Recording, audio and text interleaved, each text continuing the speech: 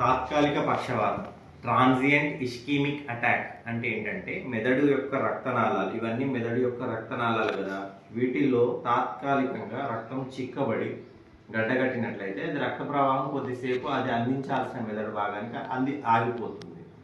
ఎప్పుడైతే తిరిగి ఈ రక్త ప్రవాహం దానికదే పునరుద్ధరింపబడుతుందో, అంటే ఎలాంటి మన ప్రమేయం లేకుండా దానికదే రక్తనాళం మళ్ళీ విప్పారడం, బీపీ పెంచుకుని రక్తనాళంలో రక్తం మళ్ళీ కరిగి రక్తం గడ్డగట్టింది ఏదైతే కరిగి రక్తం అందించబడుతుందో మళ్ళీ పేషెంట్ రికవర్ అవుతారు అనమాట. అంటే ఇక్కడ మనం చేసేది ఏం లేదు, దానికదే రికవర్ అవుతుంది.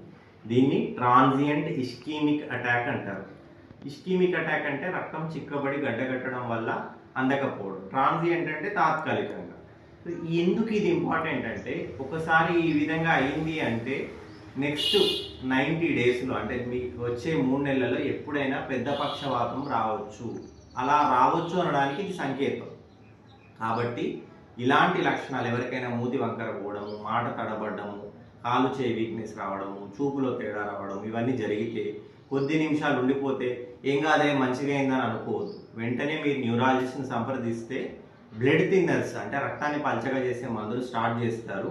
దానివల్ల తిరిగి లక్షణాలు రావు. అదేవిధంగా మీ హార్ట్ ఒకసారి మీ బ్రెయిన్కి వెళ్ళే రక్తనాళాలు, క్యారోటిడ్ ఆర్టరీస్, మీ బ్రెయిన్లో ఉండే రక్తనాళాలు ఎలా ఉన్నాయో ఒకసారి ఎంఆర్ఐ స్కానింగ్ చేసుకొని చూసుకోవాలన్నమాట. లేకపోతే వచ్చే 90 రోజుల లోపల పెద్ద పక్షవాతం రావడం తథ్యం. కాబట్టి దయచేసి ఇలాంటి లక్షణాలు ఉంటే అశ్రద్ధ చేయొద్దు. స్మోకింగ్, ఆల్కహాల్కి దూరంగా ఉండాలి. కొలెస్ట్రాల్ను కంట్రోల్లో పెట్టుకోవాలి. Thank you.